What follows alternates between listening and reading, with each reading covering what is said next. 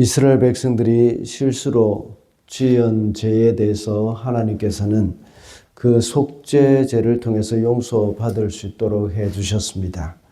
그러나 알면서도 고의로 지은 죄에 대해서는 아주 단호하셨습니다. 그러는 중에 안식일에 나무를 하다가 들킨 사람이 있었는데 그 사람에 대해서 처벌을 하는 사건이 기록이 되어 있었습니다.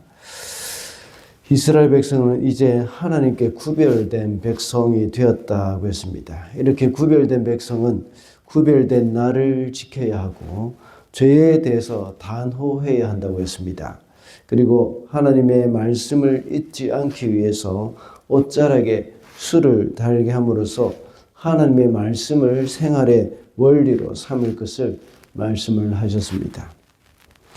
오늘 우리가 봉독한 본문에서부터 시작해서 17장까지는 이스라엘 백성들이 모세와 아론을 대항해서 반역하는 사건이 기록되어 있습니다. 이 사건은 시간적으로 볼 때에 광야 생활 거의 마지막 쯤에 했던 것으로 이렇게 끝날 때쯤에 했던 것으로 나와 있습니다.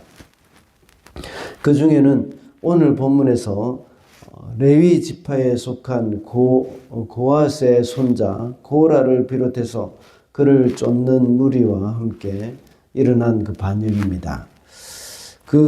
그들은 세력을 형성해가지고 세력을 규합해서 모세와 아론을 대항해서 반역을 꾀한 사건이죠. 그들은 하나님이 세우신 자신들의 직분에 대해서 만족하지 못하고 탐욕을 가지고 있었던 것입니다. 이러한 반역 행위에 대하여서 모세는 하느님 앞에 기도하면서 이것도 역시 단호한 입장을 취하는 것을 볼 수가 있습니다. 이것은 하나님의 통치와 하나님의 주권을 바로 세우기 위한 것입니다. 이러한 사건들을 통해서 오늘은 하나님이 세운 직분자라는 제목으로 말씀을 살펴보겠습니다. 먼저 직분자는 문제 해결점을 하나님 안에서 찾습니다. 4절 말씀입니다. 모세가 이 말을 듣고 땅에 엎드려 기도하고 나서 반역하는 무리들은 모세와 아론에게 와서 말했습니다. 모세와 아론이 주님의 회중 위에 군림한다고 했습니다. 그때 모세의 반응은 무엇입니까?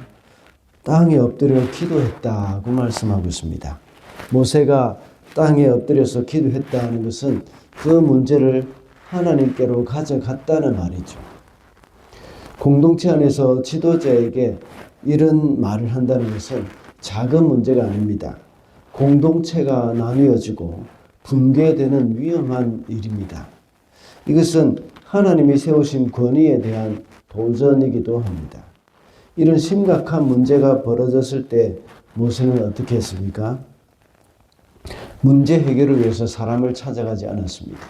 또한 이 문제를 들고 나온 그 사람을 설득하기 위해서 함께 토론을 하지도 않았습니다. 곧바로 그 자리에서 하나님께 엎드려 기도했다고 말씀을 하고 있습니다.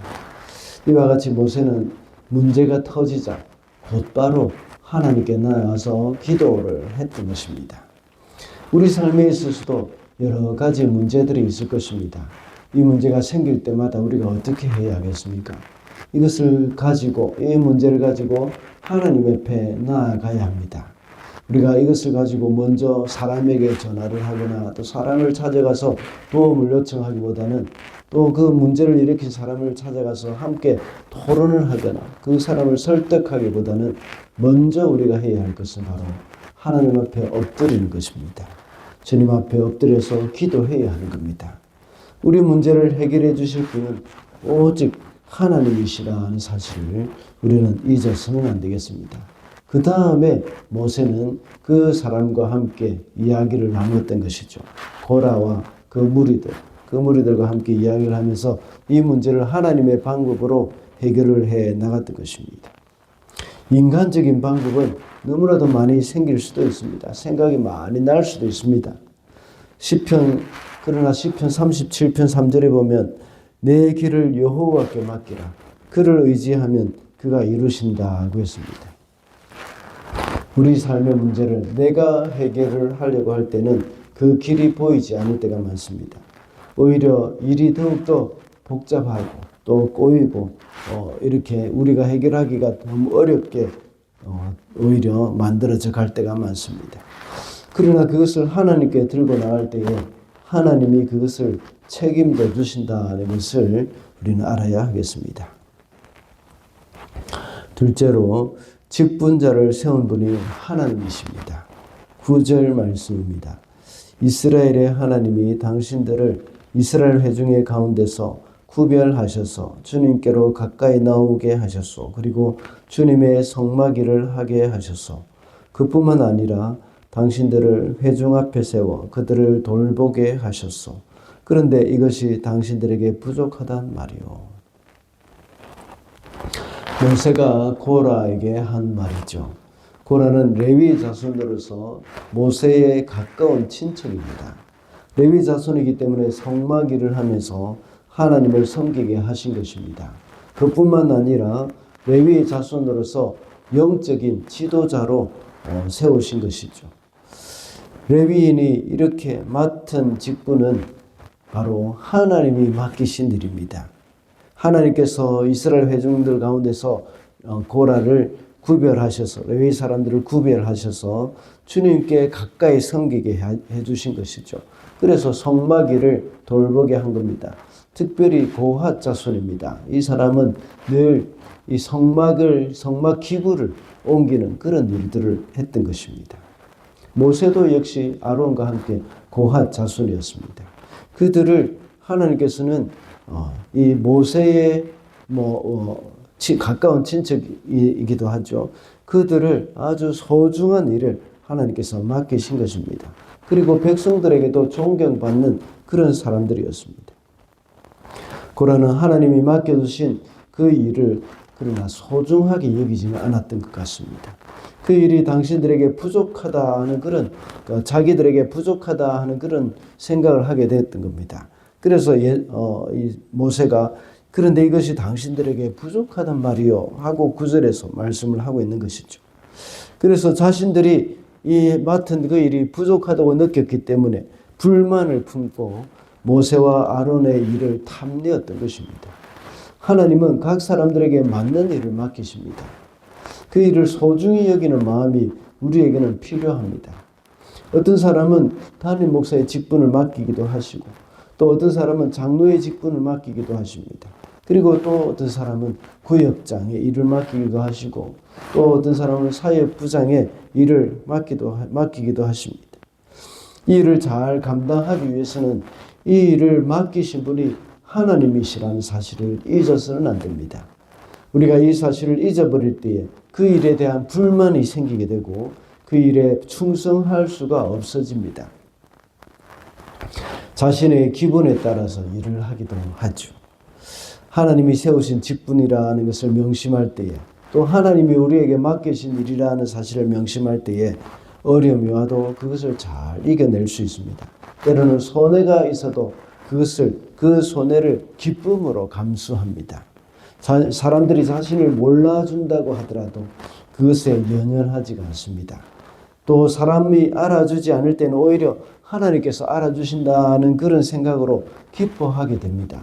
또 내 마음대로 내 뜻대로 일이 잘 안 된다고 하더라도 사람들이 내 말을 존중해 주지 않는다고 하더라도 거기에 대해서 불만을 품거나 서운해하지도 않는 것이죠. 왜냐하면 하나님께서 이 직분을 세우셨고 하나님이 나에게 일을 맡기셨기 때문입니다. 그러므로 내가 맡은 직분이든지 다른 직분자들을 보든지 그 직분자를 세우신 분이 바로 하나님이심을 우리는 잊어서는 안 되겠습니다. 마지막으로 직분자는 헛된 야욕을 버려야 합니다. 10절 말씀입니다. 주님께서는 당신의 모든 동료 레위의 자손을 당신과 함께 주님께로 가까이 불러내었소. 그런데 이제 당신들은 제사장직까지도 요구하고 있어. 앞서 9절에서 살펴본 바와 같이 하나님께서는 고라에게 레위 지파로서 하나님을 섬기는 성막의 일을 하게 하셨고 이스라엘의 영적 지도자의 일을 맡기셨습니다. 그러나 고라는 이 일에 만족하지 않았습니다. 그는 아론의 대제사장직을 탐하였습니다. 더 나아가서 이스라엘 전체를 이끌고 있는 모세의 자리를 탐했습니다. 고라 일당의 반역은 긴 광야 생활 중에서 받은 이스라엘 백성들의 고난을 이용해가지고 그것을 기회로 삼았습니다. 그래서 백성들을 선동해서 그 자리를 탈취하고자 했던 것입니다. 그는 정치적인 야욕을 가지고 있었던 사람입니다. 이것은 자신의 야망에 눈이 어두워진 모습입니다. 초대교회 때는 직분을 맡아서 목사가 되고 장로가 된다는 것은 아무런 영광도 없었습니다. 다만 순교의 제일 첫 번째 순위에 있었던 사람들이죠. 그리고 한국교회 기독교 초창기에도 역시 마찬가지입니다. 목사가 되고 장로가 된다는 것은 큰 희생을 감수해야 하는 일이었습니다. 오늘날은 그렇지 않습니다. 교회의 직분자가 되는 것을 큰 영예로 여기고 또 특권의식이 생기기도 했습니다. 헌신도 있긴 하지만 그 헌신조차도 자신의 야욕을 위한 일이 될 때가 많아졌습니다. 그래서 직분을 받기 위해서 불법적인 행동을 할 때도 있습니다. 직분을 어떤 계급처럼 생각하기 때문이죠. 그러나 직분을 맡은 자나 앞으로 직분을 맡을 사람들은 우리 속에 있는 야욕을 버려야 합니다. 무리를 선동하는 사람들은 이러한 야욕이 있을 경우가 참 많습니다. 그래서 세력을 규합해서 교회를 분열시키기도 합니다. 이것은 공동체를 해롭게 하는 일이고 또한 하나님을 노엽게 하는 일이라는 사실을 우리는 명심해야 합니다. 그러므로 직분자는 헛된 야욕을 버린 사람이 되어야 합니다. 그런 사람이 하나님의 마음에 합한 직분자가 될 수가 있습니다. 오늘은 고라 일당의 반역 사건에 대해서 하나님이 세운 직분자가 어떤 사람인지를 살펴보았습니다. 직분자는 문제의 해결점을 하나님에게서 찾는다고 했습니다. 그리고 직분자를 세운 분이 바로 하나님이심을 알고 야욕을 버려야 한다고 했습니다. 오늘도 하나님이 세우신 그 일에, 하나님이 맡기신 그 일에 충성하는 삶을 살게 되는 저와 여러분이 되시기를 바랍니다.